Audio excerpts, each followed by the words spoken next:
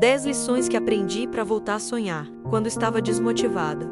Houve um tempo em que meus sonhos simplesmente silenciaram. Não foi de repente, como o apagar brusco de uma chama, mas um lento esmorecer, quase imperceptível, até que percebi que já não me movia em direção a nada. É como se a vida tivesse perdido suas cores e o que antes me dava ânimo se transformar em peso. Talvez você também já tenha sentido isso.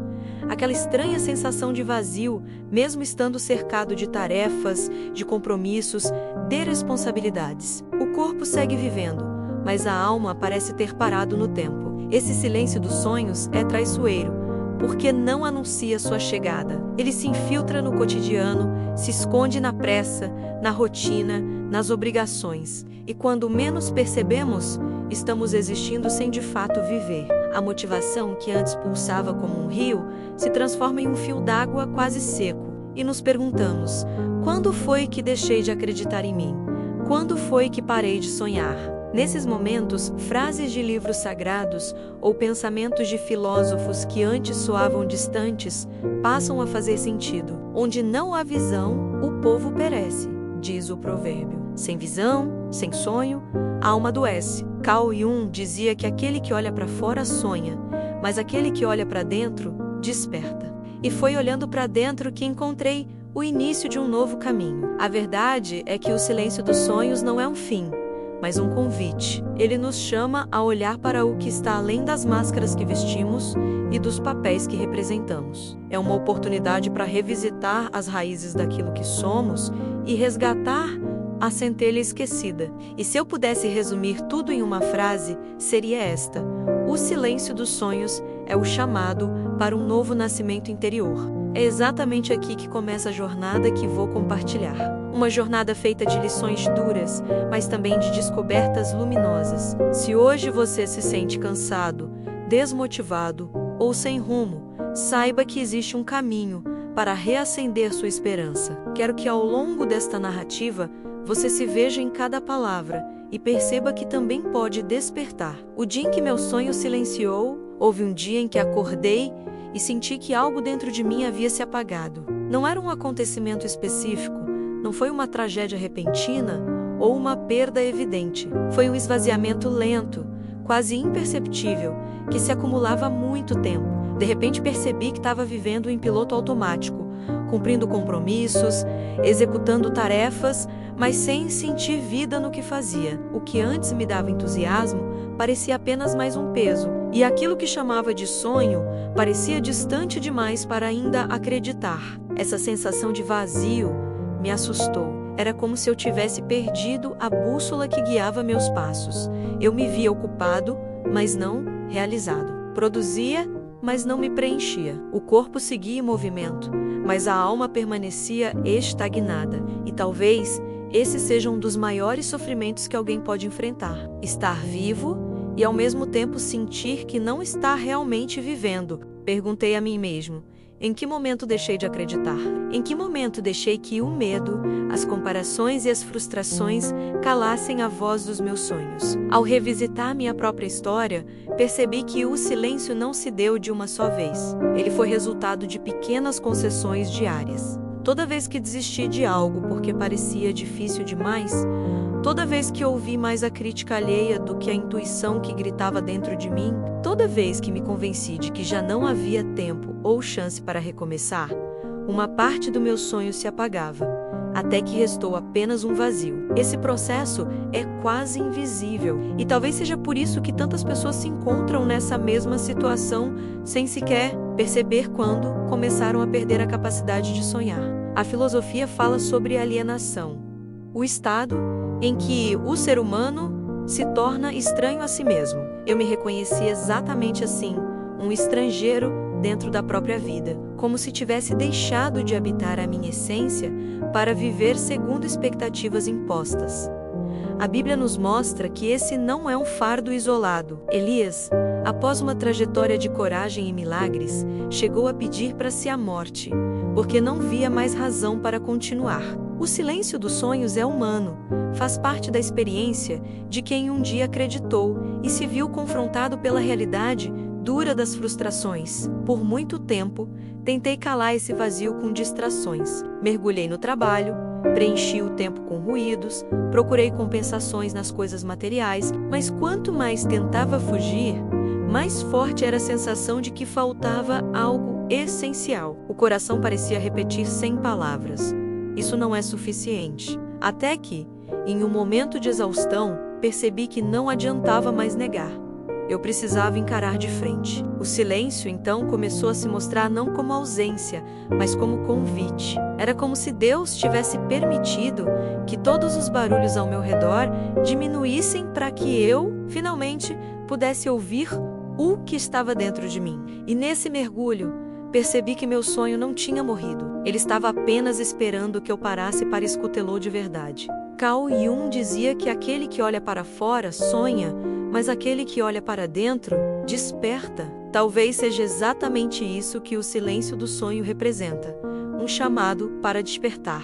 Quando parei de buscar respostas fora, encontrei dentro de mim a primeira fagulha de esperança. Não era grande, não era clara, mas estava lá, uma semente que, mesmo enterrada debaixo da terra seca das frustrações, ainda esperava pela chuva para florescer. Comecei a entender que aquele vazio não era o fim, mas o início de uma nova jornada. Ele estava me ensinando a abandonar os pesos que não eram meus, a rever histórias que eu contava para justificar minhas desistências, a desapegar da necessidade de controlar o resultado e simplesmente voltar a acreditar no processo. O silêncio me mostrou que o sonho não é algo que se perde para sempre, mas algo que pode renascer quando temos coragem de encarar a verdade. E naquele momento, como quem desperta depois de um longo sono, senti uma mudança. Não aconteceu de um dia para o outro, mas foi como ver o primeiro raio de sol atravessar a madrugada. A esperança começou a ressurgir.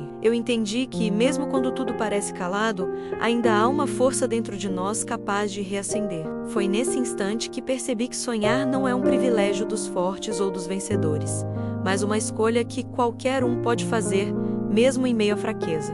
Esse foi o dia em que meu sonho silenciou, mas também foi o dia em que percebi que o silêncio tinha uma mensagem. Ele não veio para destruir, veio para revelar. E ao ouvir essa mensagem, iniciei o caminho de volta, não para os sonhos de antes, mas para os sonhos mais verdadeiros, aqueles que nascem quando paramos de fingir e começamos a viver em autenticidade, o peso invisível da expectativa. Descobri que uma das razões que me afastaram dos meus sonhos foi o peso invisível das expectativas. Durante muito tempo, carreguei nos ombros a obrigação de corresponder ao que os outros esperavam de mim. Pais, amigos, sociedade, até mesmo a imagem que eu criava de mim mesmo no futuro. Tudo isso formava uma rede de exigências silenciosas que ditavam meu caminho, mesmo quando meu coração gritava por outra direção. É curioso como muitas vezes não percebemos o quanto vivemos mais para atender olhares externos do que para ouvir a nossa própria essência. Esse peso não se apresenta de forma violenta. Ele se instala sutilmente. A cada escolha que fazemos, pensando em agradar ou em não decepcionar, a cada decisão tomada por medo de julgamento, vamos nos afastando daquilo que realmente nos move. E esse afastamento cobra um preço alto. A perda do entusiasmo, quando me dei conta, já não sabia distinguir se os objetivos que perseguia eram de fato meus ou se eram projeções alheias que eu havia assumido sem questionar. A filosofia antiga nos alerta para isso. Sêneca dizia que a maior prisão é viver de acordo com a opinião dos outros. E percebi que estava preso, não em grades visíveis, mas em correntes internas feitas de tenho que, preciso ser, não posso falhar. Quanto mais me esforçava para atender a esses padrões, mais distante ficava daquilo que me fazia sentir vivo. A Bíblia também mostra esse dilema quando fala dos fariseus que seguiam regras externas, mas se esqueciam da verdade interior. Viver apenas para cumprir expectativas é esvaziar o espírito, é apagar a centelha criadora que nos foi dada. O mais cruel dessas expectativas é que muitas vezes elas não vêm de fora, mas de dentro. São vozes internalizadas que repetem críticas antigas, comparações com outros, cobranças impossíveis. É como carregar um juiz implacável dentro da própria mente. Esse juiz me dizia que eu não podia falhar, que precisava provar meu valor constantemente, que sonhar só seria permitido se fosse para alcançar algo grandioso aos olhos do mundo. E com isso, os pequenos sonhos, os mais autênticos, foram sendo sufocados. Quando comecei a refletir sobre isso, percebi que vivia numa ilusão. A ilusão de que o amor, o reconhecimento e até o meu valor como pessoa estavam condicionados ao que eu entregava. Mas o amor verdadeiro não cobra desempenho, e o valor de uma vida não se mede em conquistas externas. Foi duro admitir que, em vez de buscar meus sonhos, eu buscava aprovação. E essa busca era infinita, porque quanto mais eu conquistava, mais distante parecia estar a sensação de realização. Esse entendimento me fez lembrar de uma passagem em que Jesus diz: "O meu jugo é suave e o meu fardo é leve." Percebi que os fardos que eu carregava não eram meus, eram expectativas impostas ou criadas por mim mesmo. Se o peso era insuportável, era porque eu ainda não estava caminhando em direção ao que vinha da minha essência. Foi nesse ponto que compreendi que sonhar não é correr atrás de aplausos, mas buscar aquilo que dá sentido à existência. A partir dessa descoberta, comecei a me libertar, pouco a pouco, dessas amarras invisíveis. Não foi simples. Dizer não às expectativas externas exige coragem. Mas cada vez que eu dizia não, eu dizia sim para mim mesmo. Cada vez que deixava de lado a obrigação de ser quem esperavam que eu fosse, eu me aproximava de quem eu realmente era. E nesse processo, percebi algo transformador. Os sonhos voltam a falar quando damos espaço para que nossa voz interior seja ouvida. O peso invisível das expectativas me mostrou que, para voltar a sonhar, eu precisava primeiro aprender a desapontar. Desapontar quem projetava sobre mim um caminho que não era o meu.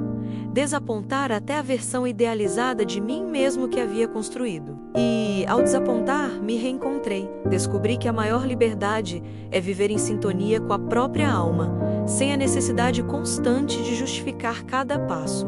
Esse foi o início de uma leveza que eu não sentia há muito tempo. A leveza de sonhar não para ser aceito, mas para ser inteiro, quando o corpo fala o que a alma cala. Foi nesse processo de me sentir cada vez mais distante dos meus sonhos que comecei a perceber algo ainda mais profundo. O meu corpo começou a gritar aquilo que minha alma já vinha tentando dizer em silêncio. A desmotivação não se manifestava apenas em pensamentos ou sentimentos, mas em sintomas físicos que eu não conseguia mais ignorar. O cansaço se tornou constante, como se mesmo após horas de sono, eu ainda acordasse exausto. As dores se espalhavam pelo corpo sem explicação clara, e até a respiração parecia pesada, como se cada inspiração fosse um esforço a mais. Muitas vezes acreditamos que o corpo é apenas um instrumento de ação, mas ele é também um espelho daquilo que acontece dentro de nós. Quando a alma se cala, o corpo se torna porta-voz. A ciência hoje confirma o que textos antigos já sugeriam. O estresse, a falta de propósito, a repressão de emoções afetam diretamente nossa saúde física. Quando perdi o rumo dos meus sonhos, meu corpo respondeu com sinais que eu insistia em negligenciar. Dizia a mim mesmo que era apenas desgaste, excesso de trabalho, noites mal dormidas, mas na verdade era meu ser inteiro pedindo atenção. Essa percepção mudou quando parei de lutar contra os sintomas e comecei a escutá-los. Cada dor era uma mensagem, cada indisposição um lembrete. Era como se minha alma, incapaz de ser ouvida na mente sufocada de ruídos, tivesse encontrado no corpo um canal para se manifestar. A filosofia do Oriente sempre ensinou que corpo e espírito não podem ser separados, e comecei a compreender isso na prática. O corpo é a ponte entre o visível e o invisível, e quando ele adoece sem motivo aparente, muitas vezes é a alma pedindo socorro. Na Bíblia, há diversas passagens em que enfermidades estão ligadas à condição interior. Jesus frequentemente perguntava antes de curar: "Queres ser curado?" A cura não era apenas do corpo, mas do coração, da esperança, da fé. Entendi que, se eu não me dispusesse a curar o vazio interno, nenhum alívio físico seria duradouro. Meu corpo clamava por aquilo que eu não estava disposto a admitir. Eu havia perdido meu sentido, e enquanto não o encontrasse, continuaria arrastando um peso invisível. Foi doloroso, mas também transformador.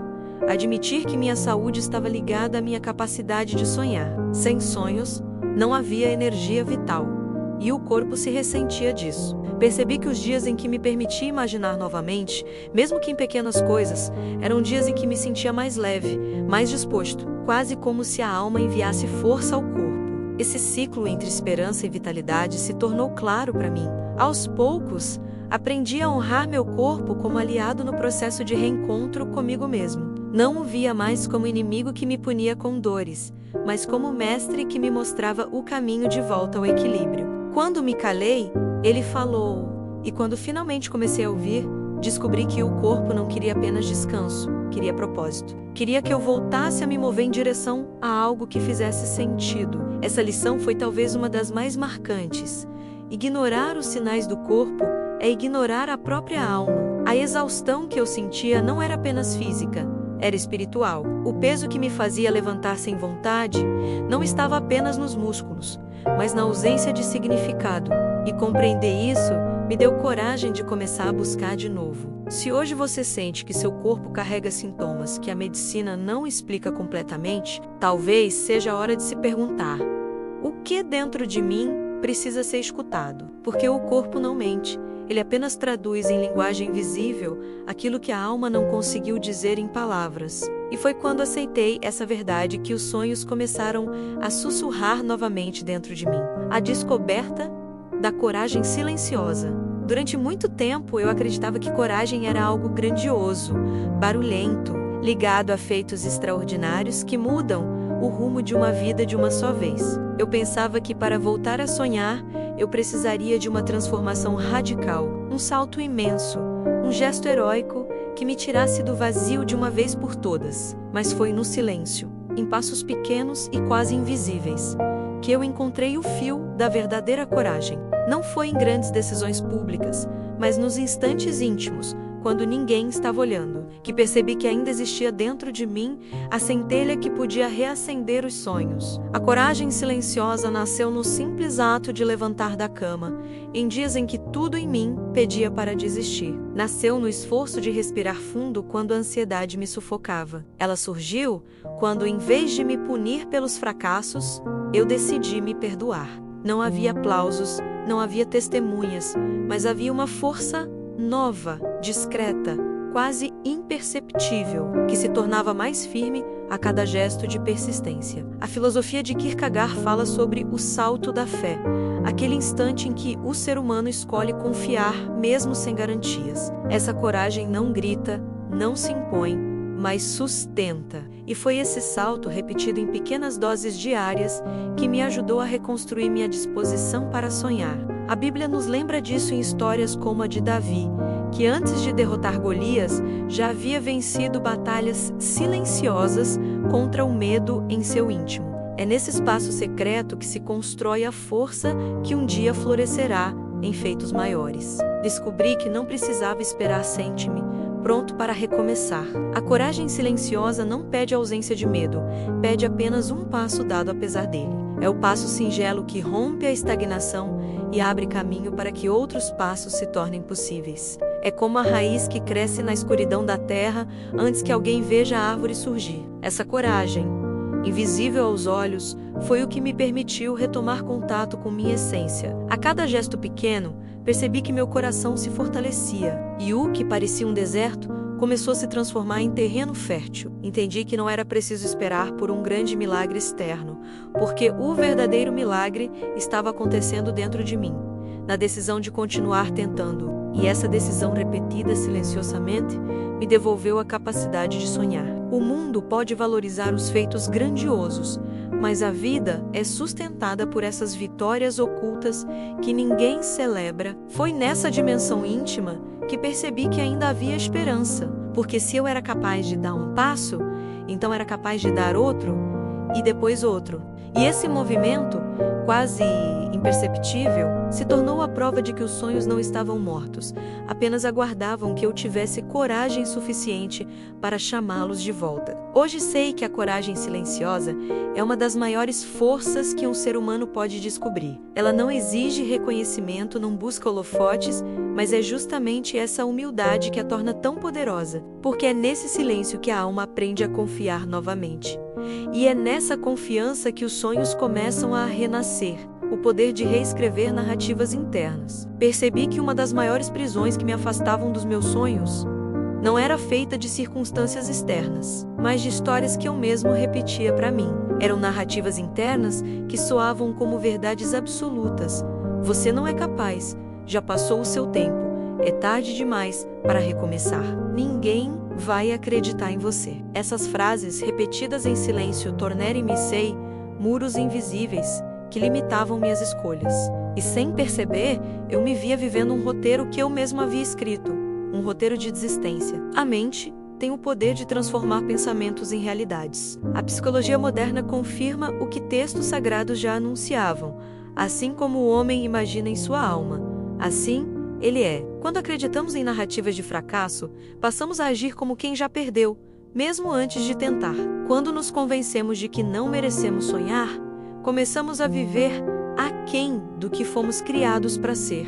Foi nesse ponto que compreendi que precisava mudar a forma como contava minha própria história. O exercício não foi simples. Reescrever narrativas internas exigiu coragem para confrontar verdades que eu havia alimentado por anos. Precisei questionar cada crença que me paralisava e perguntar: de onde veio essa ideia?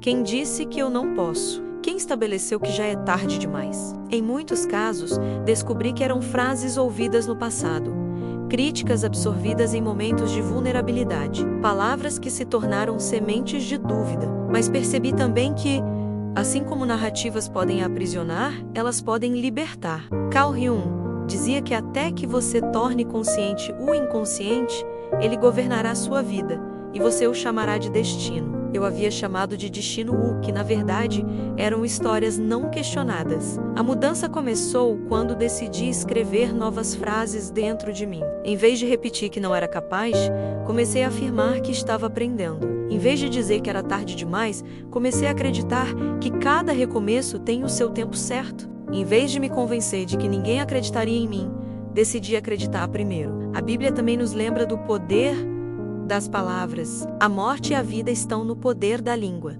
diz o livro de Provérbios. As palavras que repetimos, ainda que apenas no silêncio da mente, moldam a forma como nos vemos e como caminhamos. Quando troquei palavras de derrota por palavras de esperança, algo começou a mudar em meu interior. O sonho que estava adormecido passou a encontrar espaço para florescer novamente. Reescrever narrativas não é inventar uma mentira para si mesmo, mas escolher uma interpretação que nos devolva ao caminho da verdade. Não é negar as dificuldades, mas decidir que elas não são a sentença final. É reconhecer que a queda não define quem somos, mas o aprendizado que extraímos dela pode nos transformar. Quando passei a enxergar meus erros como mestres e não como provas de incapacidade, percebi que havia uma nova história sendo escrita em minha vida. Esse processo me mostrou que cada um de nós é autor de um livro que está sempre em aberto. Podemos até não controlar todas as circunstâncias, mas podemos escolher como narrá-las. E essa escolha é o que separa quem se resigna daquilo que aconteceu de quem encontra força para sonhar novamente. Quando deixei de dizer minha história acabou e passei a dizer minha história está em construção, algo dentro de mim renasceu. O poder de reescrever narrativas internas foi para mim como abrir janelas em uma casa fechada há anos. O ar novo entrou, a luz iluminou cantos esquecidos e eu percebi que ainda havia muito a viver. Sonhar voltou a ser possível, não porque o mundo ao redor havia mudado, mas porque eu havia mudado a forma de contar minha própria jornada. O valor de um simples recomeço. Descobri que uma das maiores armadilhas que me impediam de sonhar novamente era a ideia de que recomeçar exigia algo grandioso, uma mudança total, um gesto que impressionasse o mundo e provasse que eu estava de volta. Eu acreditava que só valeria a pena se fosse grande, perfeito, sem falhas. Mas aos poucos compreendi que o verdadeiro valor não está no tamanho do recomeço, e sim no ato de dar o primeiro passo, ainda que pequeno, ainda que incerto. Recomeçar não significa apagar o passado, mas escolher uma nova forma de caminhar a partir dele. Durante muito tempo, eu tentava negar minhas quedas, escondia os fracassos como se fossem manchas vergonhosas, mas entendi que cada erro guardava dentro de si uma semente de sabedoria. O recomeço, então, não era apenas uma oportunidade de continuar, mas de continuar diferente, mais consciente, mais verdadeiro. Essa percepção transformou o peso do fracasso em combustível para seguir adiante. A filosofia dos antigos estoicos ensinava que o que importa não é o que acontece, mas como reagimos ao que acontece. Essa lição ressoou profundamente em mim. Não importava quantas vezes eu havia caído, mas quantas vezes estava disposto a levantar. O recomeço não precisava ser perfeito, precisava ser fiel à minha essência. E foi assim que, em passos tímidos, comecei a reencontrar alegria em coisas simples. Escrever uma página, caminhar alguns minutos, permitir-me sonhar algo pequeno. Esses gestos aparentemente insignificantes se tornaram alicerces de algo maior. A Bíblia está cheia de histórias de recomeços. Pedro, após negar Jesus, encontrou no perdão a força para seguir e se tornar pilar de uma nova caminhada. Paulo, que antes perseguia cristãos, renasceu como apóstolo. Esses exemplos me lembraram que não existe vida tão marcada por erros que não possa ser renovada. O recomeço é sempre possível, não importa a idade, a condição ou o passado. O que mais me surpreendeu foi perceber que o recomeço não depende de circunstâncias ideais. Eu sempre esperei pelo momento certo, pela segurança financeira, pela aprovação dos outros, pelas condições perfeitas. Mas descobri que esperar por isso era apenas mais uma desculpa para não tentar. O momento ideal não existe, porque o verdadeiro ideal é o agora. Foi quando aceitei recomeçar no meio da bagunça, no meio do medo e da incerteza, que os sonhos voltaram a se aproximar.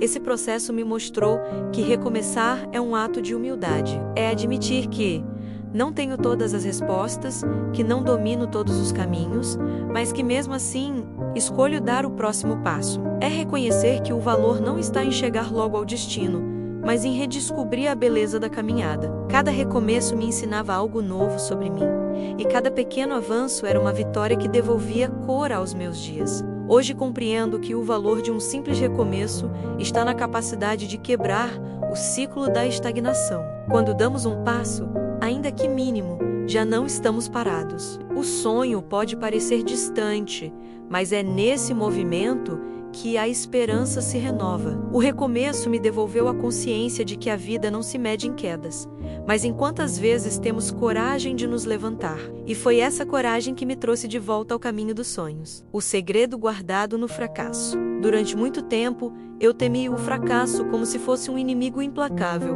uma marca definitiva capaz de apagar qualquer chance de recomeço. Cada vez que falhei, me escondi atrás da vergonha e do silêncio, acreditando que meus erros eram provas de incapacidade. Mas foi justamente quando tive coragem de olhar de frente para esses momentos que descobri algo surpreendente. O fracasso não era um fim, mas um mestre. Havia um segredo guardado nele, um convite disfarçado para enxergar o que eu não teria visto de outra forma. Cada queda carregava dentro de si uma lição. Foi no fracasso que percebi que não posso controlar tudo, que a vida não responde sempre às minhas expectativas, mas que isso não significa ausência de sentido. Foi na perda que aprendi a desapegar da ilusão de perfeição. Foi na rejeição que descobri que meu valor não depende da aprovação alheia. E foi no erro que percebi que a única maneira de aprender de verdade é se permitindo viver, arriscar, tentar, tropeçar e tentar de novo. A filosofia de Nietzsche afirma que é preciso ter caos dentro de si para dar à luz uma estrela dançante. Essa imagem me acompanhou em dias escuros, lembrando-me de que a desordem do fracasso é também o terreno fértil para a criação de algo novo. Na Bíblia, José foi traído, vendido e injustiçado antes de se tornar governador do Egito. Seus fracassos aparentes eram, na verdade, degraus de um caminho maior. Isso me fez compreender que o fracasso, por mais doloroso que seja, carrega sempre um significado oculto, uma oportunidade de transformação. Mas o segredo guardado no fracasso não se revela para quem apenas o evita. Ele se revela para quem ousa permanecer no desconforto e perguntar: o que esse erro tem a me ensinar? Quando fiz essa pergunta, percebi que cada fracasso apontava não para minha incapacidade, mas para um caminho de autoconhecimento. Descobri que o erro que me fez cair também me mostrou quais eram minhas fraquezas, minhas ilusões e até mesmo meus verdadeiros desejos. O fracasso me ensinou a não confundir sonhos com expectativas. Muitas vezes eu acreditava estar sonhando, mas na verdade apenas perseguia imagens criadas para agradar os outros ou satisfazer vaidades. Quando esses projetos desmoronaram, doeu profundamente, mas também abriu espaço para que eu olhasse para dentro e me perguntasse: o que é realmente meu? Que desejo nasce da minha essência e não da comparação ou da pressão externa? Foi nesse ponto que percebi que o fracasso estava me libertando de fardos que nunca foram meus. Essa mudança de perspectiva fez com que eu deixasse de enxergar o fracasso como uma sentença e passasse a vê-lo como um rito de passagem. Ele se tornou um processo de lapidação. Assim como o ouro é purificado pelo fogo, minha alma precisava passar pelas dores do fracasso para se libertar das ilusões e reencontrar o que é verdadeiro. E a cada vez que aceitei essa purificação, emergi mais consciente, mais leve e mais preparado para sonhar de novo. Hoje entendo que fracassar não é prova de incapacidade, mas sinal de que tive coragem de tentar. Só erra quem age, só tropeça quem caminha. O fracasso é a assinatura de quem se recusa a viver paralisado pelo medo. O segredo que ele guarda é simples, mas poderoso. Cada erro contém em si o germe de um novo começo, mais sábio e mais forte. Foi assim que, ao invés de me envergonhar das minhas quedas, passei a honrá-las como parte essencial da minha história. E nesse processo de transformação, percebi que o fracasso não é o oposto do sonho. Ele é parte do próprio caminho. Porque sonhar exige arriscar, e arriscar significa aceitar a possibilidade de cair. Mas é justamente nesse movimento de cair e levantar que os sonhos se tornam mais sólidos. O segredo guardado no fracasso é que ele não vem para destruir, mas para ensinar a sonhar de forma mais verdadeira, a força de quem caminha ao meu lado. Descobri que uma das maiores ilusões da jornada é acreditar que precisamos enfrentar tudo sozinhos. Por muito tempo eu carreguei esse peso. Convencia-me de que minha dor era apenas minha, que ninguém entenderia, que dividir fragilidades seria sinal de fraqueza. Fechava-me no silêncio, tentando parecer forte quando, na verdade, me sentia cada vez mais frágil.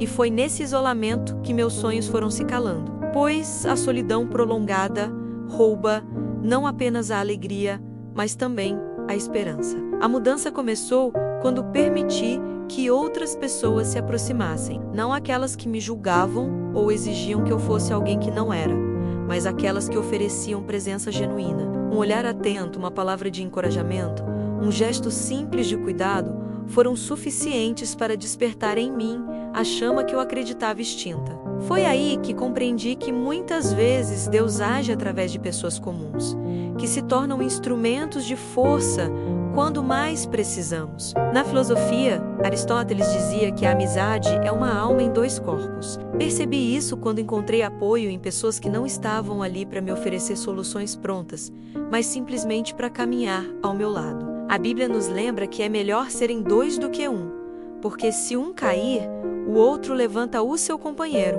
Esse ensinamento ecoou dentro de mim quando percebi que meus recomeços se tornavam menos pesados quando compartilhados. Não se trata de depender dos outros para viver, mas de reconhecer que a vida ganha nova força quando partilhada. Cada vez que eu falava sobre minhas dores e sonhos com alguém de confiança, percebia que minha própria narrativa mudava. Aquilo que parecia insuportável se tornava mais leve, porque já não era apenas meu. Essa partilha abriu espaço para que eu olhasse para o futuro com menos medo, pois sabia que não caminhava sozinho. O mais impressionante foi descobrir que muitas vezes a força de quem caminha ao nosso lado não está em grandes gestos, mas na constância silenciosa. Pessoas que permanecem quando todos se afastam, que acreditam em nós quando nós mesmos duvidamos, que nos lembram do nosso valor quando já não conseguimos enxergar. Essa força discreta se tornou um espelho que refletia minha própria capacidade de sonhar, devolvendo-me a confiança que eu havia perdido. Também aprendi que caminhar ao lado de outros não é apenas receber, mas oferecer. À medida que fui me permitindo ser sustentado, também descobri que minha própria dor poderia ser fonte de encorajamento para alguém. E paradoxalmente, ao ajudar outros a reencontrar seus sonhos, eu fortalecia os meus. Era como se o ato de partilhar esperança multiplicasse a esperança dentro de mim. Hoje, ao olhar para trás, vejo que a presença das pessoas certas foi um divisor de águas na minha trajetória. Sem elas, talvez eu ainda estivesse preso ao silêncio da desmotivação. Com elas, aprendi que sonhar não é apenas um ato individual, mas também comunitário, porque todo sonho que nasce no coração de alguém pode ganhar vida nova, quando encontra ressonância no coração de outro. A força de quem caminha ao meu lado me ensinou que não precisamos atravessar desertos sozinhos e que muitas vezes a mão estendida no meio da noite é a prova mais clara de que ainda vale a pena acreditar. Foi nessa força partilhada que descobri um novo sentido para os meus passos e percebi que os sonhos não se constroem apenas no íntimo da alma, mas também nos laços que nos sustentam. O milagre do tempo imperfeito. Durante anos, eu acreditei que precisava esperar o momento certo para sonhar de novo. Convencia-me de que seria quando tivesse mais estabilidade, mais reconhecimento, mais recursos, mais maturidade. Eu dizia a mim mesmo, ainda não é hora, preciso estar mais preparado. Mas esse tempo perfeito nunca chegou, porque ele simplesmente não existe. O que descobri é que há um milagre escondido justamente no tempo imperfeito, no agora fragmentado, cheio de falhas e incertezas. O tempo imperfeito me ensinou que sonhar não é sobre ter todas as condições a favor, mas sobre acreditar mesmo quando tudo parece desfavorável. Quando olhamos para a história, vemos que as maiores transformações nasceram em contextos adversos. Moisés liderou seu povo em meio ao deserto, não em uma terra fértil. Jesus nasceu em uma manjedoura, não em um palácio. Grandes filósofos escreveram suas obras em meio a crises sociais e perseguições. Isso me mostrou que esperar o cenário ideal é apenas adiar a vida. A ciência também confirma essa ideia. Estudos sobre resiliência mostram que não é a ausência de dificuldades que nos fortalece, mas a forma como lidamos com elas. É no atrito que se forma a resistência, é na pressão que o carvão se transforma em diamante. O tempo imperfeito é, na verdade, o solo onde os sonhos mais autênticos germinam, porque ele nos obriga a extrair sentido mesmo de terras áridas. Quando aceitei essa verdade, percebi que sonhar não era um luxo para quando tudo estivesse arrumado, mas uma necessidade justamente para atravessar a desordem. O sonho se tornou um farol em meio à tempestade, não um prêmio para depois dela. Essa mudança de olhar foi libertadora, porque me tirou da prisão da espera. Enquanto eu aguardava o tempo perfeito, a vida passava. Mas quando comecei a sonhar dentro do tempo imperfeito, descobri que cada instante trazia sua própria oportunidade de recomeço. A filosofia estoica ensina a abraçar o momento presente como ele é, sem resistir ao que não pode ser controlado. E foi nessa aceitação que encontrei forças. Não precisei mais negar minhas dores ou esconder minhas limitações. Elas passaram a fazer parte da trama do meu sonho. Descobri que o tempo imperfeito não é obstáculo, mas matéria-prima de uma vida autêntica. O verdadeiro milagre é perceber que a beleza nasce justamente das rachaduras, como flores que rompem o asfalto. Ao olhar para trás, percebo que se tivesse esperado condições ideais, nunca teria dado os primeiros passos. Tudo que construí começou em momentos incertos, em dias de dúvida, em fases em que eu me sentia insuficiente. O tempo imperfeito, que eu julgava inimigo, foi o que me moldou. Ele me ensinou paciência, humildade e coragem.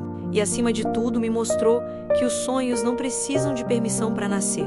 Precisam apenas da disposição de acreditar agora. Hoje compreendo que o tempo perfeito é uma ilusão que nos paralisa. A vida sempre será incompleta, cheia de ruídos, imprevistos e fragilidades. Mas é nesse cenário imperfeito que os milagres acontecem, porque o verdadeiro poder do sonho não está em aguardar condições ideais, mas em florescer no terreno que temos diante de nós. E foi no tempo imperfeito que aprendi a confiar de novo, não porque tudo estava pronto, mas porque dentro de mim havia a decisão de começar a aprender a ouvir a voz do silêncio. Quando a vida se tornou barulhenta demais e minhas forças pareciam esgotadas, descobri que uma das lições mais transformadoras estava escondida naquilo que eu mais temia: o silêncio. Eu havia me acostumado a preencher cada instante com ruídos, compromissos, distrações, como se o silêncio fosse perigoso, como se nele eu fosse obrigado a encarar verdades que evitava. Mas foi justamente nesse espaço vazio, quando as vozes externas cessaram, que comecei a ouvir algo que há muito tempo estava calado dentro de mim. O silêncio revelou uma linguagem diferente, uma comunicação que não vem pelas palavras, mas pelas sensações, pelas intuições, por uma percepção mais profunda da alma. No começo, essa experiência foi desconfortável. Era como encarar um espelho que refletia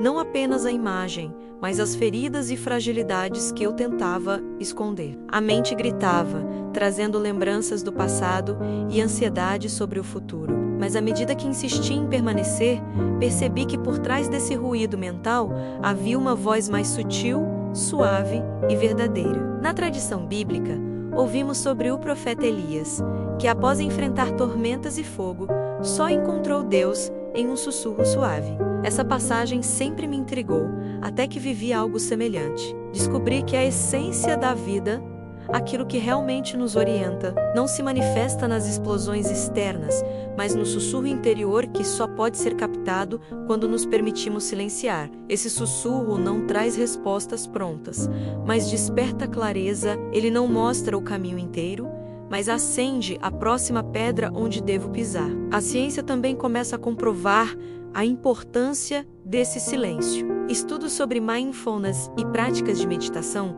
mostram que momentos de pausa alteram nossa estrutura cerebral, trazendo mais foco, criatividade e equilíbrio emocional. Foi assim comigo. Quanto mais eu me permitia silenciar, mais percebia ideias surgindo, mais encontrava energia e até mesmo soluções que antes pareciam inalcançáveis. O silêncio, que eu julgava vazio, revolucer, um espaço fértil onde novos sonhos podiam germinar. Foi nesse processo que aprendi a diferença entre fugir e recolher-se. Fugir é negar a vida.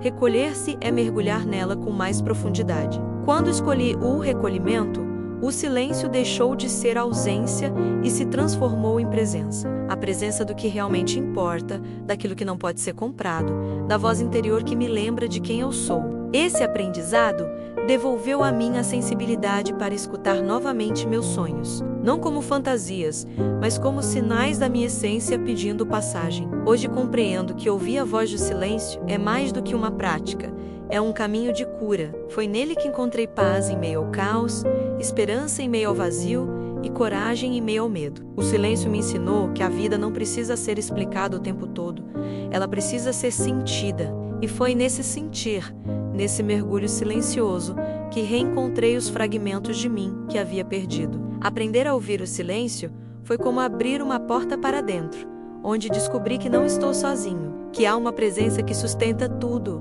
uma força que me chama a sonhar de novo. E assim, o silêncio deixou de ser ameaça e se tornou um aliado, lembrando-me que mesmo quando as palavras faltam, a alma sempre encontra um jeito de falar. Quando o sonho se transforma em propósito.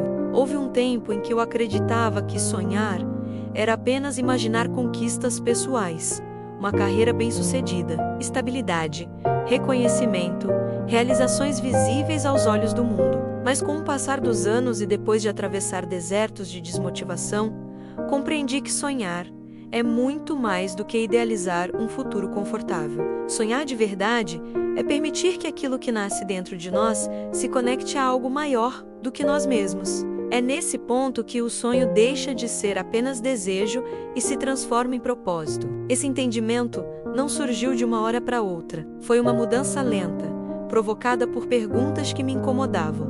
Por que alguns sonhos, mesmo alcançados, não me traziam a alegria que eu esperava? Por que certas metas, quando conquistadas, deixavam apenas um vazio maior? A resposta foi dolorosa, mas libertadora, porque nem todo sonho que perseguia vinha da minha essência. Muitos eram reflexo de pressões externas, de expectativas sociais ou de comparações silenciosas. Eu não estava vivendo meus sonhos.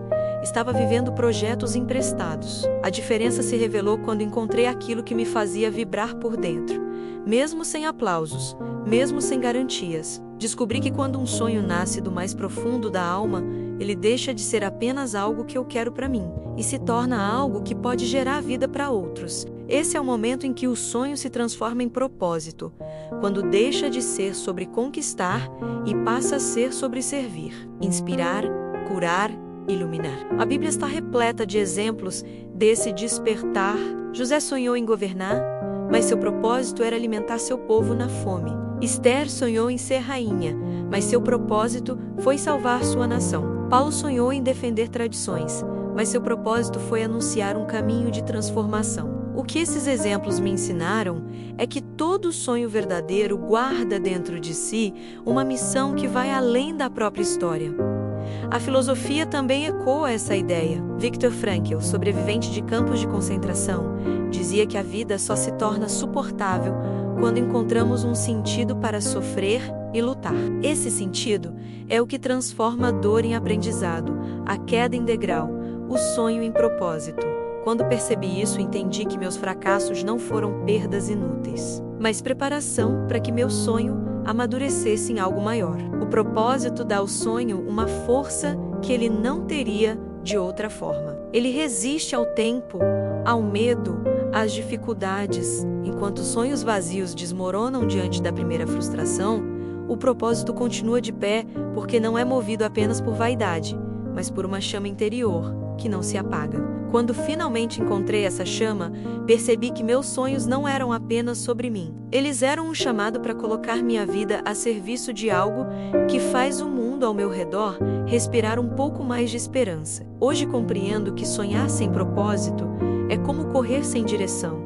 Pode até trazer movimento, mas não leva a lugar algum. Já o propósito transforma até os passos mais simples em parte de uma jornada significativa. Foi quando entendi isso que a motivação voltou a nascer em mim, não como uma euforia passageira, mas como uma convicção profunda. O propósito se tornou o coração dos meus sonhos, e foi nele que reencontrei a força para acreditar de novo. O renascimento da esperança. Cheguei a acreditar que a esperança havia morrido em mim. Os dias se repetiam iguais, como se fossem cópias cinzentas, e qualquer tentativa de sonhar parecia frágil demais para sobreviver. Mas aos poucos, percebi que a esperança não desaparece por completo. Ela apenas adormece, aguardando o momento certo para despertar. E esse despertar não veio através de um acontecimento extraordinário, mas de pequenos sinais que, somados, começaram a reacender algo dentro de mim. O renascimento da esperança se deu quando aceitei que